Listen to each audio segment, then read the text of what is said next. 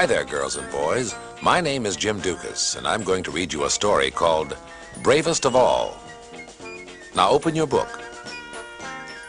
The words say, Bravest of All, by Kate Emery Pogue, illustrated by Al Anderson. When you hear this sound, you turn the page. Ready? Turn the page. Let's begin to read the story together. Here we go.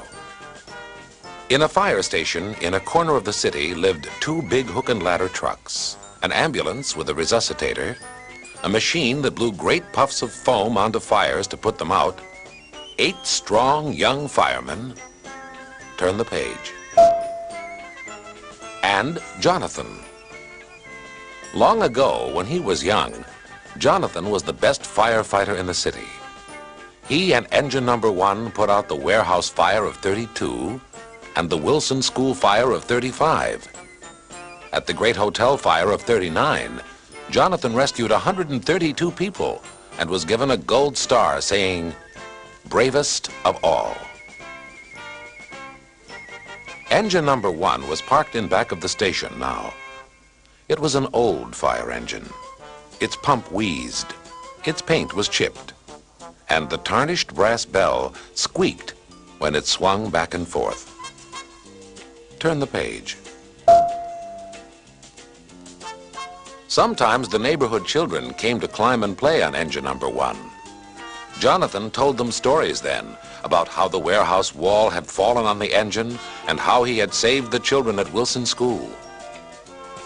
Haven't seen a fire yet old number 1 couldn't put out, he told them proudly. And sometimes, if they asked, he told the children the story of the gold star on his helmet that said, Bravest of All. But the young firemen said Jonathan was too old, and they wouldn't let him work anymore. And they said engine number 1 was out of date. Turn the page. One night, a fire started downtown. It raced through an office building and chewed into the store beside it. The sky glowed fierce and red as the flames leaped high. Wah! Through the streets of the city, 100 sirens sounded. Stay here, old-timer, called the young fireman to Jonathan. Watch the shop. And off raced the hook and ladders. Off raced the foam machine. Off raced the ambulance. Wah! The sirens faded away. Turn the page. Jonathan sighed and wandered out behind the firehouse where engine number 1 was parked.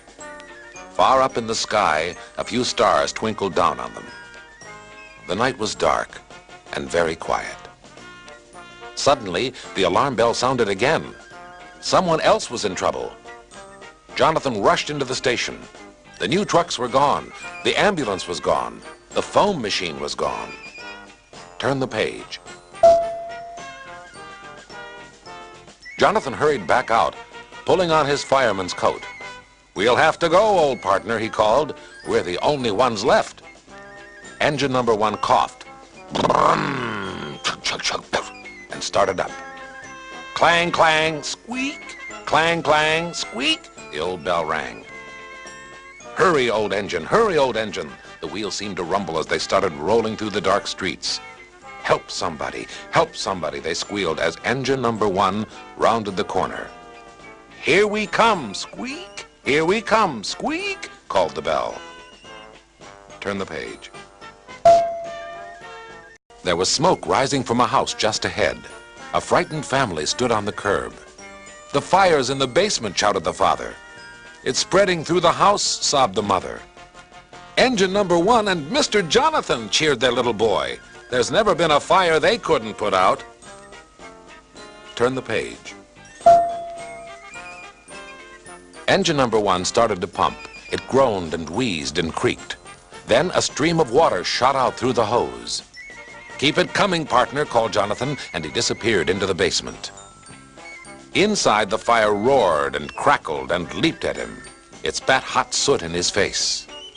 Never seen the fire yet old number one couldn't put out, Jonathan told the blazing room, and you're not going to be the first. He turned the hose on the flames, and they curled back.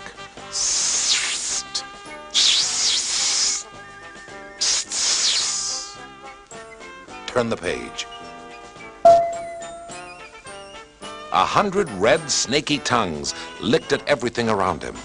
They jumped at him from under the washtubs, from behind the furnace, from the stairs. Jonathan could hardly see. He could hardly breathe the hot air.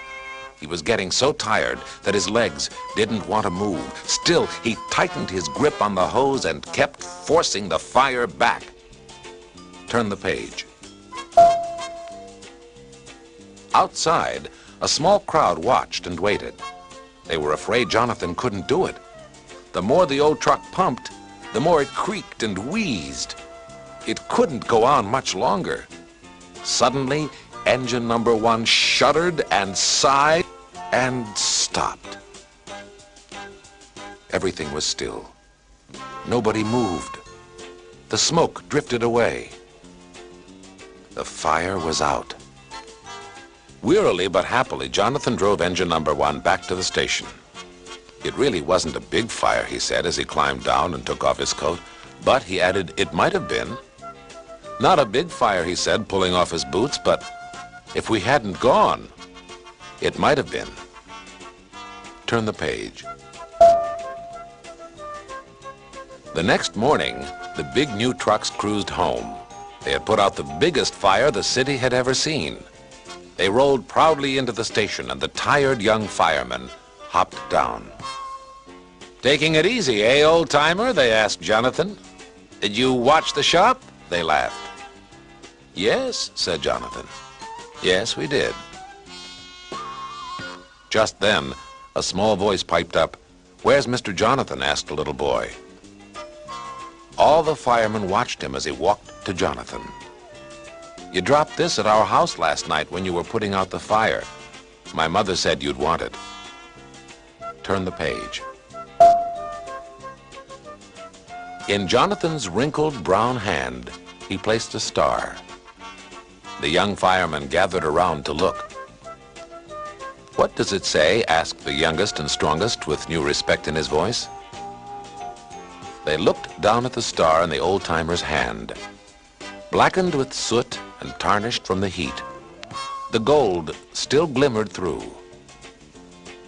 "Bravest of all," it said.